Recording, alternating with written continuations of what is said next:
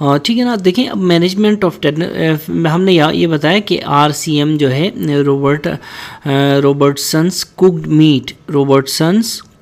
Meet जो है ये क्लोस्ट्रीडियम टेटनाई के लिए कल्चर मीडिया है। ठीक है, साथ साथ में कौन सा है, नट्रिएंट एगार, ये दोनों होते हैं। ठीक है, ये दोनों यूज़ होते हैं। अब मैनेजमेंट ऑफ टेटनस, सबसे पहली बात है आइसोलेशन। ठीक है, आइसोलेशन जो है is advised in a dark quiet room. आप एक डार्क रूम में रखेंगे, आप क्वाइट रूम में रखेंगे पेशेंट को to have a faster recovery. याद रखें, आइसोलेशन फास्टर रिकवरी में हेल्प करती है। ठीक है ना। Ventilator and all supportive critical care facilities should be available. उस जगह में वेंटिलेटर अवेलेबल होना चाहिए, सपोर्टिव केयर फैसिलिटीज़ अवेलेबल होनी चाहिए।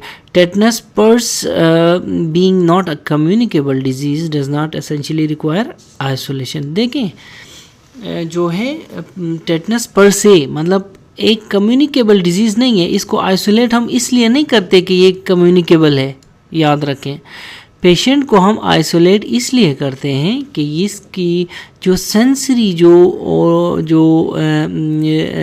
इनपुट है, यानी कि शोर जो है एक सेंसरी इनपुट है, वेस्टिब्यूलोकोक्लियर नर्व स्टिमुलेट होती है, इस स्टिमुलेशन को हमने इनहिबिट करना है। ठीक है, इसी तरह लाइट के थ्रू भी जो ओक्यूलोमोटर है, ये जो आई के नर्व्स हैं, ये स्टिमुलेट होती हैं। जब इस तरह की चीज़ों से पेशेंट स्टिमुलेट होता है ना, तो वो जो टोनिक क्लोनिक कन्वर्जेंस हैं वो और मसल स्पाज्म जो है वो इंक्रीज़ हो जाता है, जो कि फिर पेशेंट की कंडीशन वर्सन करा सकता है। ठीक है ना। तो आइसोलेशन जो है वो हम इसलिए करते हैं कि पेशेंट को जितनी भी एक्सटर्नल स्टिमुलाई हैं उससे एक्सटर्नल स्टिमुलाई से हम बचा सकें, ना कि ये इसलिए हम आइसोलेट करते हैं कि ये लग जाएगी, तो ये लगती नहीं है। हमने सिर्फ स्टिमुलाई को कम करने के लिए आइसोलेट किया होता है पेशेंट को। ठीक है ना। तो elimination of the source of the toxin, दूसरा स्टेप क्या है, पहले आइसोलेशन, उसके बाद elimination of the source of the toxin. ठीक है। क्लोस्ट्रीडियम टेटनाई जो हैं ये सेंसिटिव होते हैं पेनिसिलिन्स के लिए, मेट्रोनिडाजोल के लिए, क्लिंडामाइसिन के लिए, इरिथ्रोमाइसिन के लिए। ठीक है ना। Injection crystalline penicillin 20 lakh 6 hourly. ठीक है ना। तो क्रिस्टलाइन पेनिसिलिन 20 लेग्स 6 आवर्ली। ठीक है, जैसा कि हमने पिछली बार देखा, हमने 40 लेग्स बेंजाइल पेनिसिलिन दिया था, 40 लेग यूनिट्स। ठीक है ना। तो ये जो है हम देते हैं। और injection gentamicin and metronidazole are given से इन सेकेंडरी इन्फेक्शन। ठीक है, जेंटामाइसिन और metronidazole are given in secondary infection. Only problem with penicillin is that it is GABA antagonist and may increase convulsions, ये मैंने पहले भी बताया है, but still it is the most commonly used drug. ठीक है ना। ठीक है, यानी कि अल्दो पेनिसिलिन्स जो एग्रवेट करते हैं, किसको एग्रवेट करते हैं, फिट्स को। ठीक है ना, एग्रवेट करते हैं फिट्स को। क्यों? Penicillins are GABA antagonists. ठीक है, तो बट स्टिल कहता है कि it is the most commonly used drug in tetanus. ठीक है, अच्छा ये हो गया। मेट्रोनिडाजोल फिर देते हैं हम, इसमें is more effective and choice of the drug at present. ठीक है ना। तो मेट्रोनिडाजोल ड्रग ऑफ चॉइस है एट प्रेजेंट।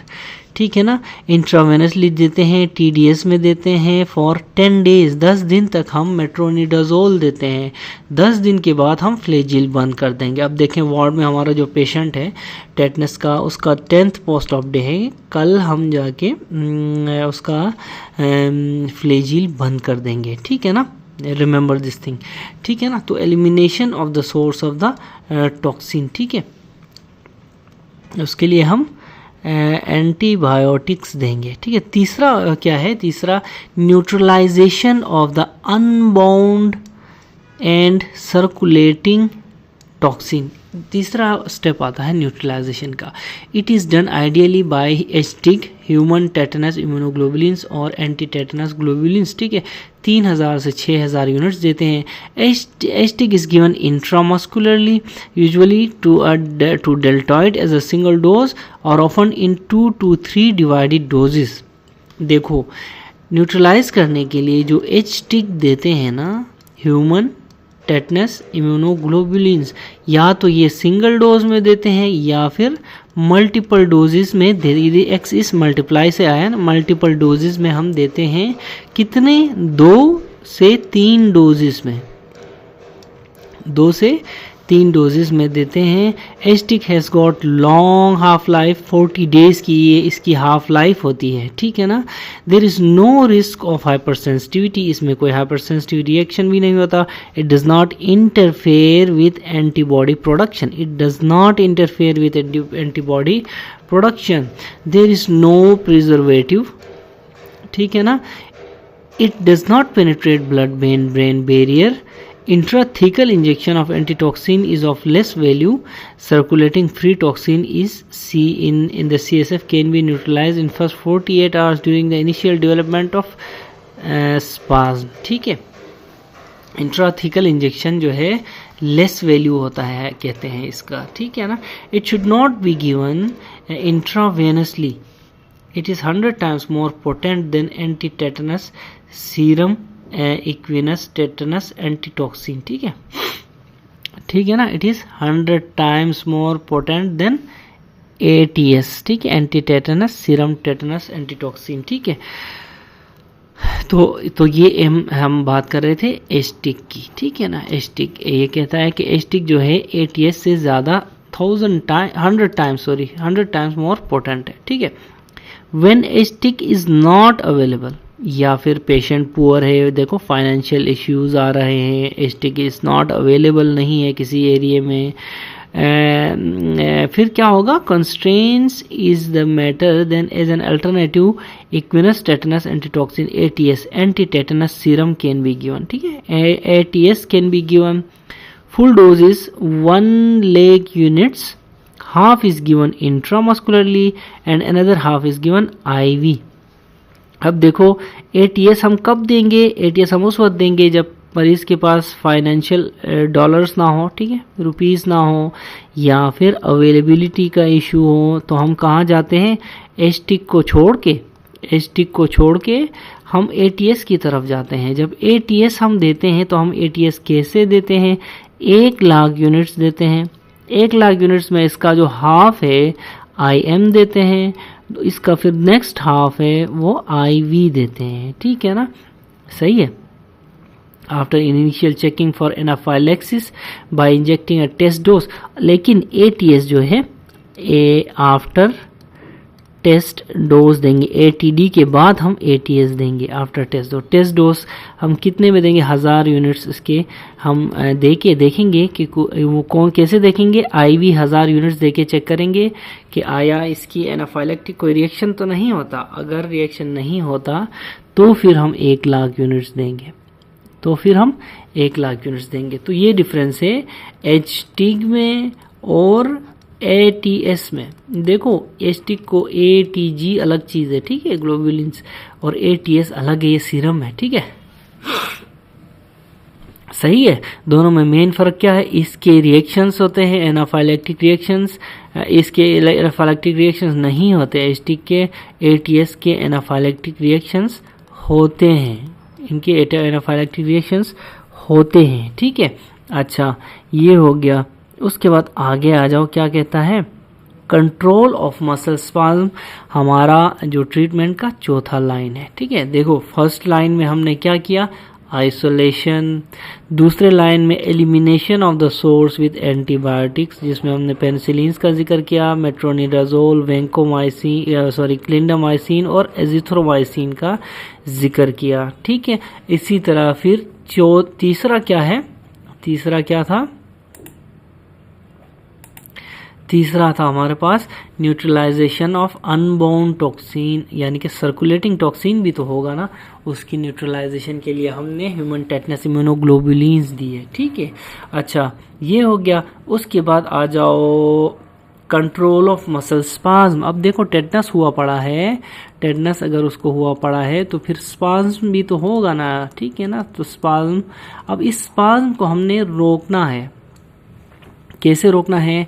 हम मुख्तलिफ तरीके हैं, बेंजोडाइजेपिन्स दे सकते हैं, ठीक है ना, बेंजोडाइजेपिन्स, फिनोबार्बिटोन्स दे सकते हैं, ठीक है, फिनोबार्बिटोन्स दे सकते हैं, थेराप्यूटिक पैरालिसिस हम करा सकते हैं, ठीक है। इसी तरह मैग्नीशियम सल्फेट इन्फ्यूजन हम दे सकते हैं, ठीक है ना, मैग्नीशियम सल्फेट इन्फ्यूजन हम दे सकते हैं।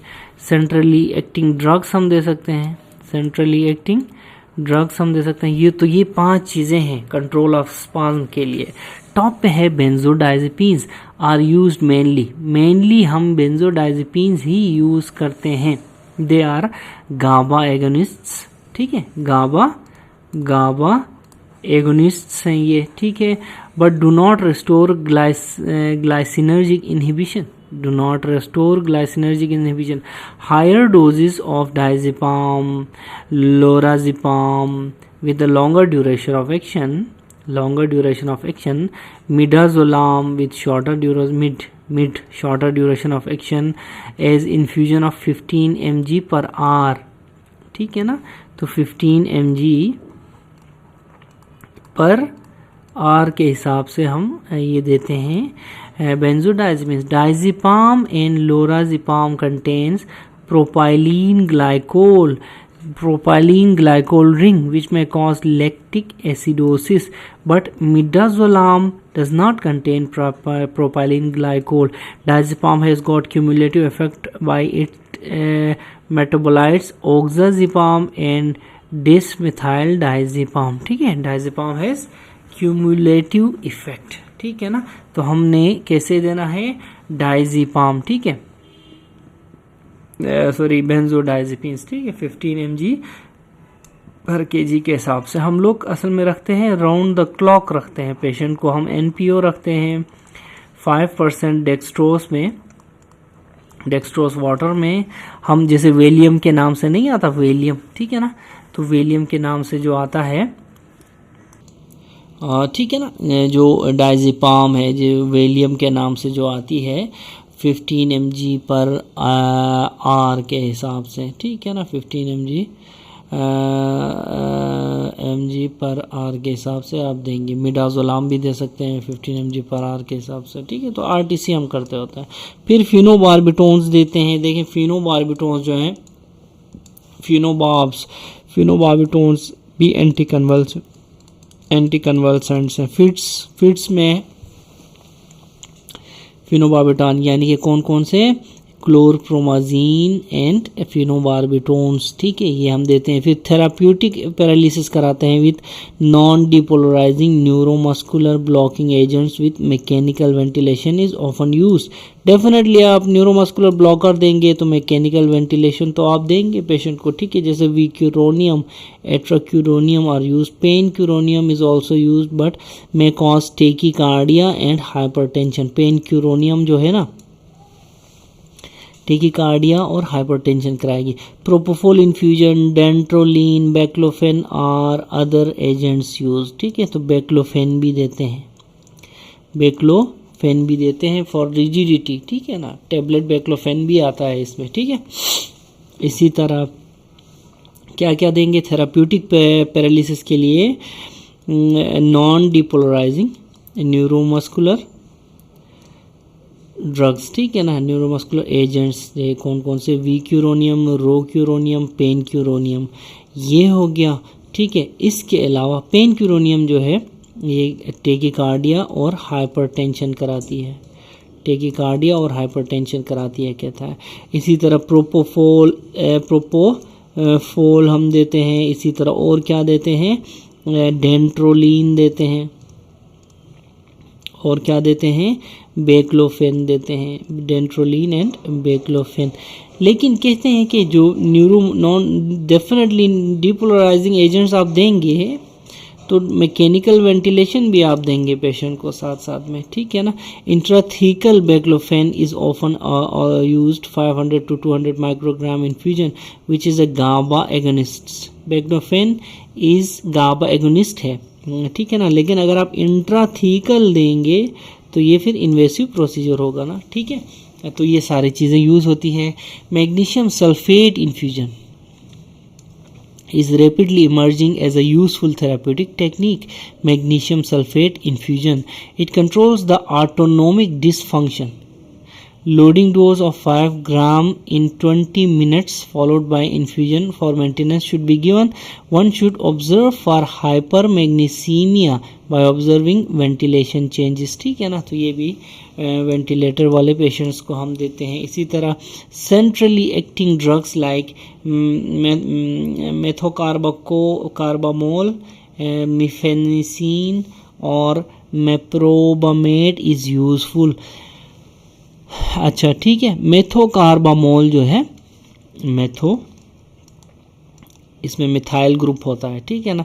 कार्बामोल which is long acting with high potency does not suppress respiration, ठीक है, रेस्पिरेशन सुप्रेस नहीं करती। It may cause severe gastritis and haemorrhagic vesicitis. Mephenesin causes hypotension and haemoglobinuria. Meprobamate causes thrombosis, haemolysis and uraemia but is most potent muscle relaxant, ठीक है।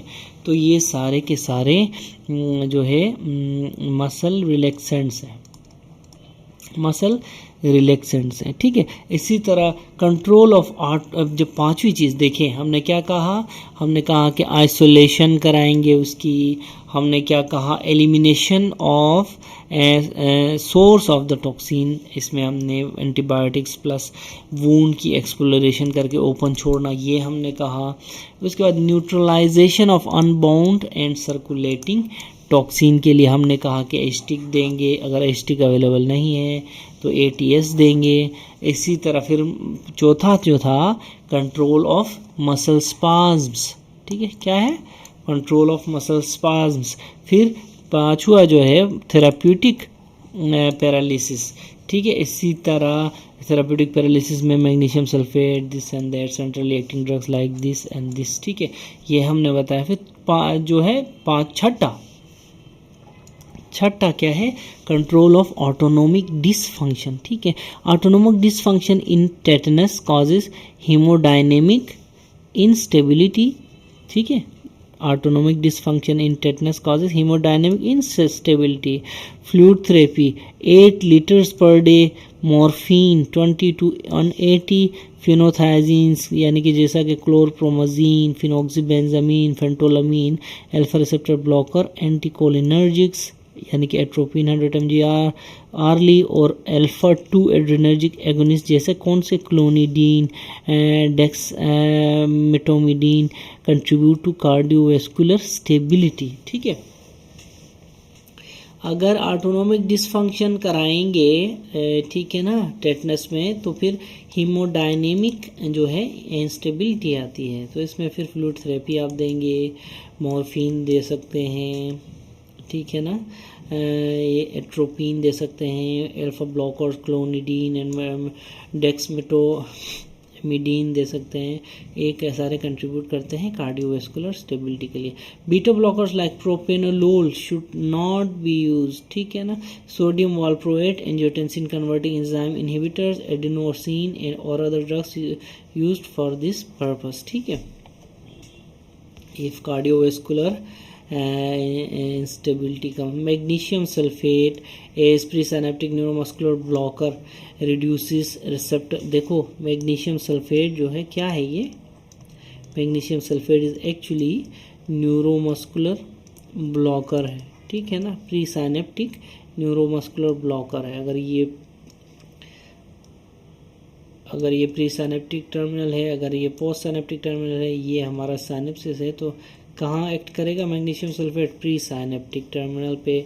Magnesium sulphate is presynaptic neuromuscular blocker, reduces receptor responsiveness to catecholamines and also is an anticonvulsant and a vasodilator, ठीक है। Magnesium sulphate is an anticonvulsant and a vasodilator also, ठीक है। अच्छा, managing respiratory system complications, ठीक है ना, respiratory system की complications आ जाती हैं, ठीक है ना, किस में आ जाती हैं, टेटनस में, ठीक है, because of the spasm of the laryngeal muscles, ठीक है ना। अब लेरिंजियल मसल्स का स्पाज्म है तो फिर क्या होगा, हमें इसकी मैनेजिंग जो रेस्पिरेटरी कॉम्प्लिकेशंस आएंगी, रेस्पिरेटरी कॉम्प्लिकेशंस फिर हमें मैनेज करनी पड़ेंगी। एस्पायरेशन हो सकती है, एस्पायरेशन निमोनिया हो सकती है, ARDS हो सकता है, ये रेस्पिरेटरी कॉम्प्लिकेशंस हैं। रेस्पिरेटरी फेलियर हो सकता है, ये सारी चीज़ें लाइफ थ्रेटनिंग कॉम्प्लिकेशंस हैं।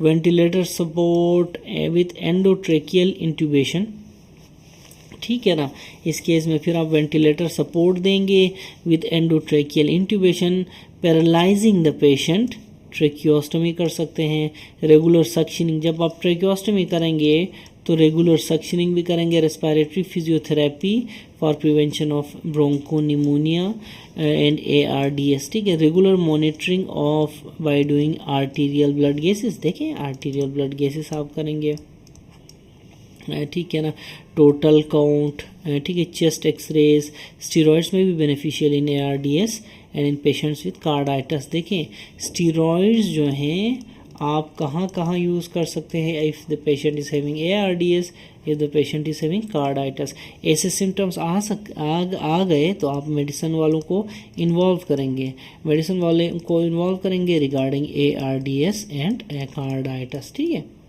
अगर वो डायग्नोस करते हैं फिर आपको स्टेरॉइड्स भी पेशेंट को देंगे वो, ठीक है।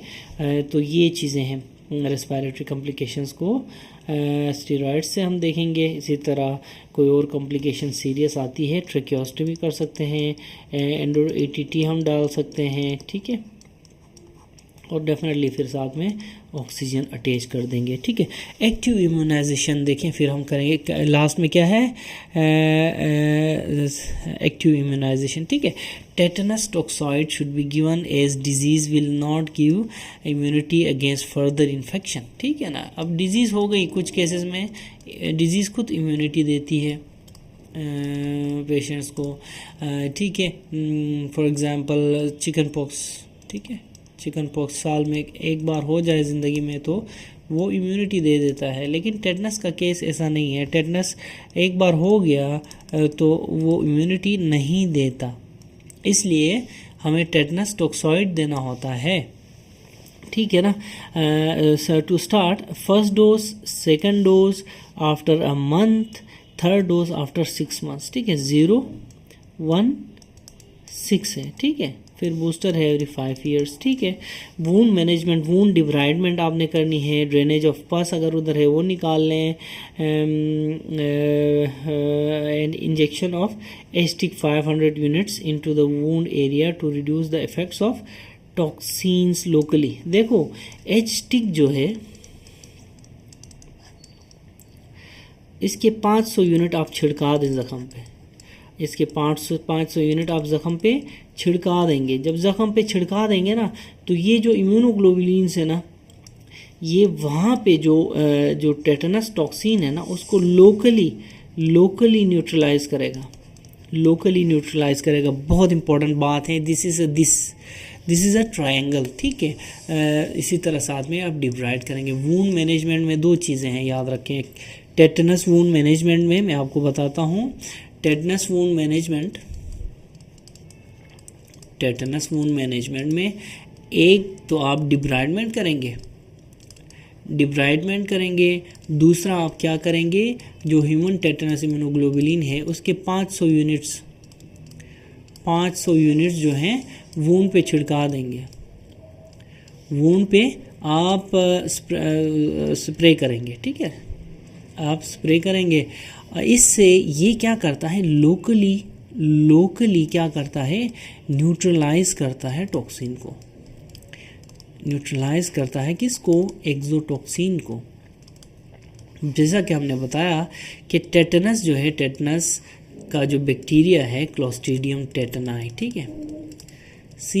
टेटनाई, इट ओनली प्रोड्यूसेस एक्सोटॉक्सिन, ठीक है ना, और एक्सोटॉक्सिन जो है ये क्या करता है, ये वो टॉक्सिक मटेरियल होता है जो किसी भी बैक्टीरिया से रिलीज़ कर होता है, ऐसे रिलीज़ होता है, इट रिलीज फ्रॉम द जिंदा बैक्टीरिया। अनलाइक एंडोटॉक्सिन, देखिए एंडोटॉक्सिन अगर फॉर एग्जांपल ये बैक्टीरिया है ना, ये बैक्टीरिया जब हमारे बॉडी सेल्स, इम्यून सेल्स इसको ख़त्म करते हैं या एंटीबायोटिक्स वगैरह, तो वो फट जाता है। जब फट जाता है ना तो उसमें से अंदर की जो चीज़ें हैं वो रिलीज़ हो जाती हैं। इसमें बैक्टीरिया, एंडोटॉक्सिन में बैक्टीरिया मर जाता है, जब मर जाता है तो वो फिर निकल आती हैं चीज़ें जितने भी है, ठीक है ना, इसको एंडोटॉक्सिन कहते हैं। जबकि एक्सोटॉक्सिन जिंदा बैक्टीरिया रिलीज़ करता है बाकायदा जानबूझ के, ठीक है। तो ये हो गया, ठीक है। क्या हो गया, डिब्राइडमेंट आप करेंगे और ह्यूमन टेटनस इम्यूनोग्लोबुलिन के 500 यूनिट्स वुंड एरिया में छिड़का भी देंगे, ठीक है ना। Management of complications, respiratory complications मैंने आपको बताया, लेरिंगोस्पाज्म, एस्पिरेशन निमोनिया, ठीक है, ARDS, pulmonary oedema and renal infection, renal failure हो सकता है, कार्डाइटिस हो सकता है, एरिथमियास हो सकते हैं, ऐसे पेशेंट्स को कार्डियक फेलियर हो सकता है, गैस्ट्रोइंटेस्टाइनल स्टेसिस, इलियस, डायरिया हो सकता है, हिमरेज हो सकता है, फ्रैक्चर बोन्स हो सकते हैं, वर्टिब्री के फ्रैक्चर्स हो सकते हैं, मसल एंड टेंडन इंजरीज हो सकते हैं, DVT हो सकती है, थ्रोम्बोएम्बोलिज्म हो सकता है, सेप्सिस एंड ये सारी की सारी चीज़ें वी शुड मैनेज अकॉर्डिंगली, ठीक है, वी शुड मैनेज अकॉर्डिंगली। जैसा कि फॉर एग्जांपल ARDS में हमने कहा था कि इसको हम स्टीरॉयड से देंगे, कार्डाइटिस में हमने कहा था इसमें भी स्टीरॉयड्स देंगे, ठीक है। अगर तो निमोनिया है, एस्पिरेशन निमोनिया है, उसके हिसाब से फिर लंग की केयर करेंगे, ठीक है। अच्छा, लेरिंगोस्पाज्म है, हम ट्रेकियोस्टमी सर्जिकली की कर सकते हैं, ठीक है, ये सारी चीज़ें, ठीक है। अदर मैनेजमेंट देखें, अदर मैनेजमेंट में फिर क्या आता है, good nursing care is prevention of bed source, DVT, nutrition का ख्याल रखना है, एंटेरल थ्रू NG ट्यूब दे सकते हैं, पेरेंटेरल यूजिंग अ सेंट्रल लाइन। देखें, न्यूट्रिशन का ख्याल रखने के लिए हम एंटेरल दे सकते हैं, पेरेंटेरल दे सकते हैं, ठीक है, पेरेंटेरल दे सकते हैं। और इसके अलावा देखें, एंटेरल में हम NG फीड करा सकते हैं पेशेंट को, most of them need NG feeding, ठीक है ना। पेरेंटेरल सेंट्रल लाइन डालने की ज़रूरत नहीं पड़ेगी, ठीक है ना। केयर ऑफ यूरिनरी कैथेटर, ठीक है, prevention of urosepsis is important, ठीक है, यूरिन का भी ख्याल रखेंगे ऐसे पेशेंट्स में आप, ठीक है ना। पायरेक्सिया और hyper pyrexia should be treated with tepid spongin करेंगे आप पेशेंट की, ठीक है ना। इंट्रावेनस पैरास्टामोल और स्टीरॉइड्स दे सकते हैं। It is poor prognostic indicator, fever is a poor prognostic indicator in case of what, in case of pyrexia and hyperpyrexia of tetanus, ठीक है।